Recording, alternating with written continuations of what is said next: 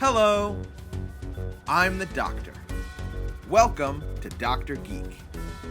Today, I'm doing a recap and review for the Series 12 finale, The Timeless Children.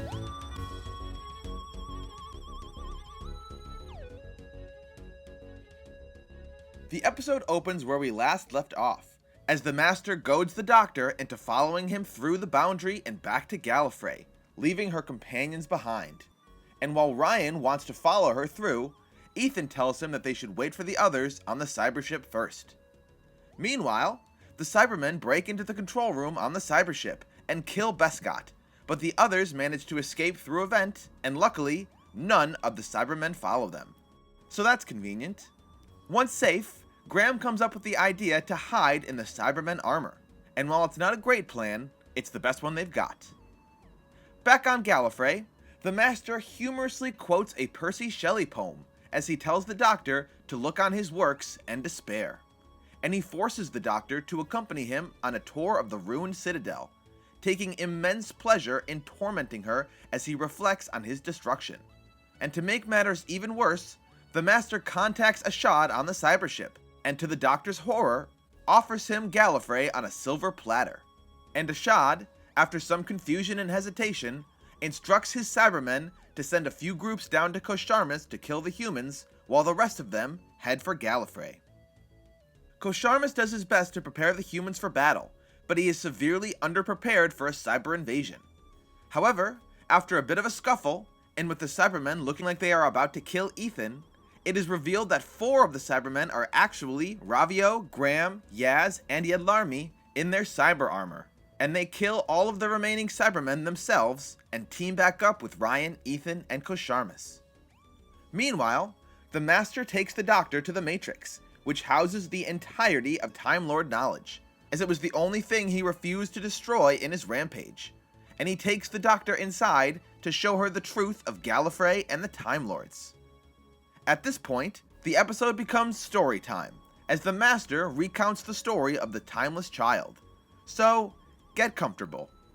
The Master tells the Doctor that once upon a time, before the Time Lords, there was an explorer named Tecteun, an indigenous Shobogan from Gallifrey, who was the first on the planet to develop space travel.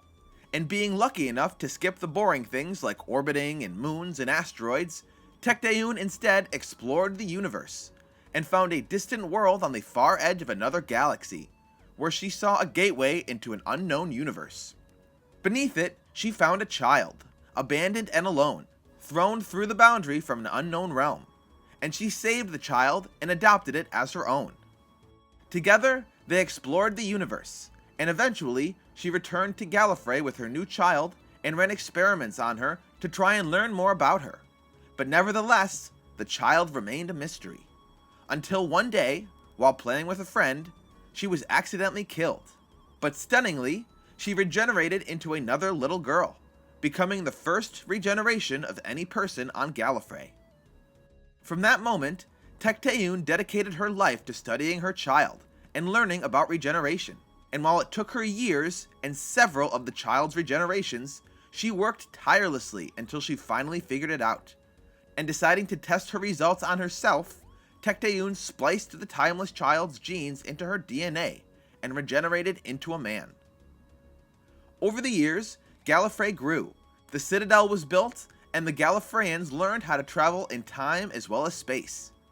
The Gallifreyans who received the Timeless Child genes became a self-appointed ruling elite, until the day that Tecteun proposed splicing the genes into future generations of Citadel dwellers, making it the genetic inheritance of their descendants, but restricted to only 12 regenerations. Eventually, the Timeless Child became the base genetic code for all Gallifreyans in the Citadel, and they renamed themselves Time Lords. Oh, and by the way, the child was the Doctor. Gasp! Outside of the Matrix, the Doctor is unconscious, but the Master is still up and about, and he welcomes Ashad into the Citadel as the first Cyberman to do so in Time Lord history. Ashad tells the Master that his goal is the destruction of all organic life using the Death Particle, a molecule inside his own body made by the Cyberium that is capable of destroying all organic life. and he reveals that his new cyber warriors are purged of organic components, making them fully automated, but driven by the intelligence of the Cybermen, thus achieving their final ascension to full mechanization. But the Master taunts him, saying that robots are boring, and to be fair, he's right, and he offers the Cybermen more. Ashad shows the Master the cybership, and the Master delights in seeing the massive cyber army. But when the Master wants to see the Cybermen, and learns that it can only leave Ashad's body after he's dead, the Master quickly kills Ashad, in a move that was honestly very unexpected, and he takes the Cybermen for himself. However, the Master does admit that he almost wishes that killing Ashad would have released the death particle and killed them all, including himself, which really goes a long way into explaining his current mental state. But instead, the particle is still trapped inside the tiny Cyberman. Back in the Matrix, the Doctor refuses to believe everything that she has been told, as she remembers her life and growing up with the Master. But the Master tells her that the answer is simple. This is not the Doctor's first life, as the Time Lords at some point wiped her memory and forced her into regenerating into a child, which is pretty messed up. And the Master tells her that he is infuriated that she is a part of him, and that she was always so special. We then see the Doctor/Timeless Child getting a mission from the Division, the secret organization that the fugitive Doctor was working for, and we see the Brendan footage from last week interspliced with this memory, as it turns out that Brendan is not real, and is just a filter put over real memories of the Doctor to make sure that no one looked twice at them, which seems kind of weird considering that they could have just deleted them. But anyways, we hear the Doctor receiving instructions, and being told that officially the Division does not exist, and does not have operatives. But before she can continue, the footage cuts off, and the Master tells the Doctor that everything else, all other memories from the Doctor before Hartnell, have been redacted, and there is absolutely no way to tell how much is missing. Again, making us wonder why all of it wasn't redacted if so much else was. Honestly, why was there anything at all about the Timeless Child in the Matrix? But whatever, at this point, I'm too tired to care. Meanwhile, the Master, now fused with the Cybermen, reveals that he kept all of the bodies of the dead Time Lords, which is super messed up. And he uses the conversion machines in the cybership to create a new race of Time Lords in Cyberman armor, which he calls Cybermasters. And horrifyingly, these Cybermen have the ability to regenerate endlessly inside their armor. While at the same time, the humans back on Kosharmus finally go through the boundary to search for the Doctor. Back in the Matrix, the Doctor is defeated and dejected, but suddenly she comes face to face with Ruth, the fugitive Doctor, and she gets a bit of a pep talk, realizing that she has never been limited by who she was before, so there's really no reason why this information should be affecting her so much. The Doctor is the Doctor, and that's all that matters, which is a great message, but it really makes you wonder why they went about and did all of this in the first place if the only takeaway is that nothing has changed. But whatever, let's get through this. Ruth tells the Doctor that the Matrix has blown her mind, and that she should return the favor. And realizing what this means, the Doctor uses her many memories to burn out the Matrix and escape. Now, you may be asking yourself how the supercomputer that contains all the knowledge of the Time Lords, both past and future, could possibly be overloaded by one person's memories. And to that, Chibnall kindly asks you to shut up and stop thinking so hard. Unconscious, the Doctor's companions find her in the wreckage of her restraints, and they tell her their plan is to use explosives to destroy the cybership currently parked above the Citadel, but the Doctor tells them that this won't fix everything. At that moment, though, the Doctor remembers what Ashad said about the death of everything being inside of him, and the humans conveniently tell her about a myth that they have heard of the death particle. Luckily, this random bit of information is more than good enough for the Doctor, and she runs with it, telling them that they may be able to use that particle to win this fight. Together, the humans and the Doctor return to the cybership, and they begin to plant their explosives, and the Doctor finds the small body of Ashad containing the death particle on the ground, left there by the Master. The Doctor quickly contacts the Master to ask that he meet her in the Matrix one last time, to which he agrees. But at that moment, Kasharmis accidentally sets his charges prematurely, and the group quickly runs to exit the ship as it explodes around them. However, wouldn't you know it, there is a spare TARDIS in this ship, and the Doctor and the humans run inside to make their escape.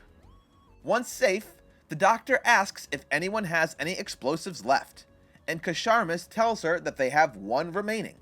But of course, it is a hand detonation only, which means to set it off, one of them will have to sacrifice themselves. The Doctor takes the mini Ashad and attaches it to the bomb, telling her companions that releasing the death particle on Gallifrey is the only way to beat the Master and the Cybermasters. And while Yaz does her best to talk the Doctor out of it, they all realize that it has to be done, and they let the Doctor leave. But before she goes, the Doctor tells her companions to take the TARDIS back to the 21st century and to live great lives. Back in the Matrix, the Doctor confronts the Master, who despite being told to come alone is flanked by Cybermasters, and she tells him that while he may think that he's broken her with his revelation, he's actually given her a gift, the gift of herself, and all that does is make her more, as she contains multitudes more than she ever believed. She pulls out the explosive, but the Master tells her that he had left Ashad there for her to find, assuming that this would be her plan, and he defiantly dares her to set off the bomb, happy that she would be sacrificing herself to beat him. But of course, the Doctor does not have the will to do it. Luckily though, Kasharmis soon appears, having not listened to the Doctor's instructions to return to the 21st century, and as the Master and the Cybermen just sit there and watch, Kasharmis offers to detonate the bomb in the Doctor's place, and once she's gotten to safety in a TARDIS and made her escape, he detonates the bomb, killing the Master and his new cyber race. Back on Earth, the companions and the surviving humans arrive home, and they wonder what happened to the Doctor, while at the same time, the Doctor exits her loner TARDIS, taking a moment to admire its working chameleon circuit, and she re-enters her own TARDIS, happy to be back home. But unfortunately, before she can return to pick up her companions, the Jadoon appear in the TARDIS, announcing that they are a part of the Cold Case Division and telling the Doctor that she is a wanted fugitive, sentenced to her whole life in prison, and they teleport her there immediately. As the episode ends, the Doctor looks on in complete confusion as she is trapped in a space prison. So, wow, that was sure something, eh? I'm going to be honest with you, this episode broke me. It really did. And I would be lying if I told you that I enjoyed any of these revelations. But all I can think is, I can't believe actual, real, proper, official writers came up with all of this. Having that said though, let me attempt to go into a bit more detail on my thoughts. First off, having an hour-long finale where you're going to completely immobilize the Doctor for 45 minutes while someone literally talks to her is a terrible way to structure a finale. You're literally just being fed exposition in a literal storybook format. There's even a once upon a time. I can't help but feel like this would have worked so much better if the Doctor was trapped inside the Matrix and had to find a way out, while at the same time being intrigued by the mystery of the Timeless Child and being forced to track down the answers herself. That at least would have lent more of a mystery to the episode. But no, we get story time for 75% of the episode. And to make matters even worse, it's kind of the worst story I could have imagined. Of course, we had all more than assumed by this point that the Doctor was the Timeless Child, but I don't think any of us really understood what that would mean. The Doctor was great because, while being a member of the Time Lords, she strove to be better. While they practiced a life of non-interference, she boldly went into the universe to help people.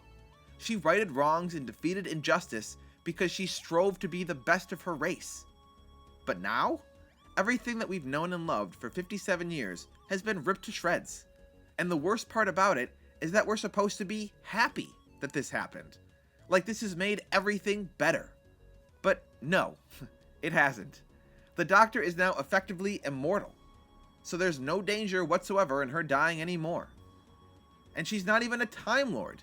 The most basic part of the Doctor's identity has been ripped away.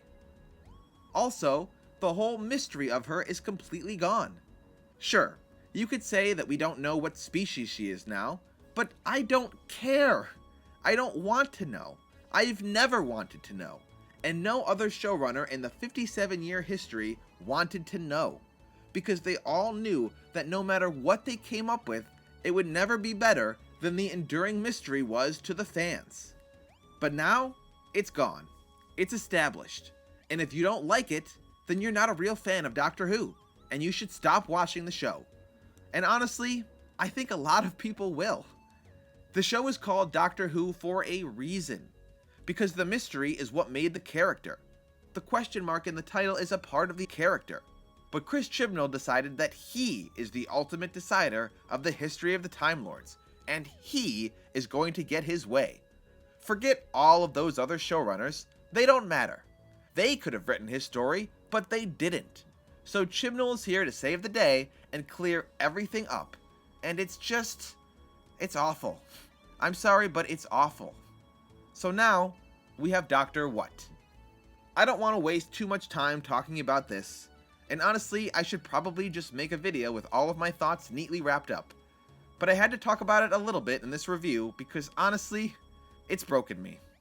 But we must continue on. In other notes, as if anything even matters at this point, Graham tells Yaz that she is the best person that he's ever met. And honestly, it comes out of the blue and really seems awkward and weird. The past 2 weeks, it's really felt like they were trying to force a Yaz and Graham friendship that we've just never really seen. And I don't think it worked. I don't even understand what the point of it was. But considering that Graham is leaving in the next episode, maybe they are just trying to make that farewell a bit more of a heavy hitter. Either way, it was weird. Next, Ashad, the villain that was built up for 2 episodes before this, is killed in half a second for a laugh, which is no way to treat a villain that you've invested so much time in. It came across as cheap and really wasted the character. Although by that point his motivations had gotten a little weird because Ashad wanted to make the Cybermen robots. Literally. He wants to make them robots. Doesn't that kind of go against the whole Cyberman thing? And even if it didn't, that's just a dumb idea. And having the Master call it out as a dumb idea doesn't make it any less of a dumb idea. But luckily, the Master has a better plan. Because somehow, and we will never tell you how, but somehow the Master managed to kill every single Time Lord in the entire Citadel. Something that Daleks couldn't even do. And he somehow did it so that none of them would regenerate again. But then, he put the bodies on ice and converted them into Cybermen.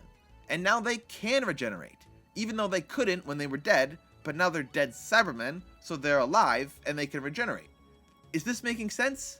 No? Okay. Well, Chibnall says suck it up. Ugh. Next, what was the boundary that they took to Gallifrey? How did it get to Gallifrey? How did the Master control it and use it to bring the Doctor there? She asks him, but he never tells. Is this the same boundary that the Timeless Child was found under? It doesn't seem like it, because that one went to another universe, and was nowhere near Gallifrey. But if not, then why make them look exactly the same?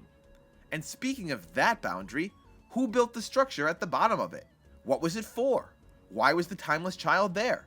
Had she been there for a while? Or did Tecteun come at exactly the right time? I don't know, because the script doesn't know. But Chibnall thinks that you should honestly just shut your mouth and turn off your brain. Are you a real Doctor Who fan or not?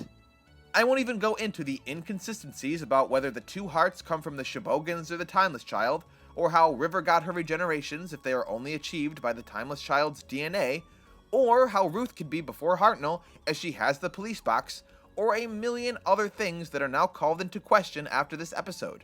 But I will leave you with one more thing to ponder. This episode featured the Doctor immobilized for the majority of the runtime.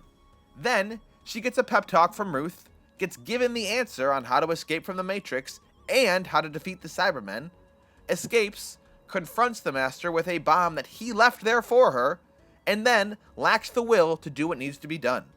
But then, a man shows up to do her job for her.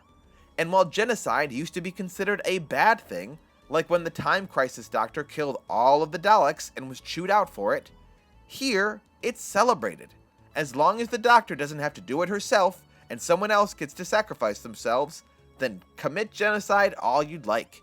And let's not even talk about the fact that the Master and the Cybermen just sit there while all of this goes down, when any of them could have easily killed Kosharamus or the Doctor in a heartbeat. They even let the Doctor leave without saying a word. I just can't with this. None of it made any sense. So, with that, I can't put myself through any more heartache with this. So, for a painfully mediocre episode that put a stop to the positive strides that Chibnall was making and ruined everything that many fans hold dear, possibly damaging the show for the long run, I give The Timeless Children 2 Shibogans out of 10. So, that was my review of the Series 12 finale. I hope you enjoyed it, and let me know in the comments if you feel like I left something out. I put out new videos every week, so be sure to like and subscribe so you don't miss a thing. And let me know if you have any ideas for compilations that you'd like to see. Until then, thank you so much for being my companions on this journey today. I'm the Doctor. Bye for now.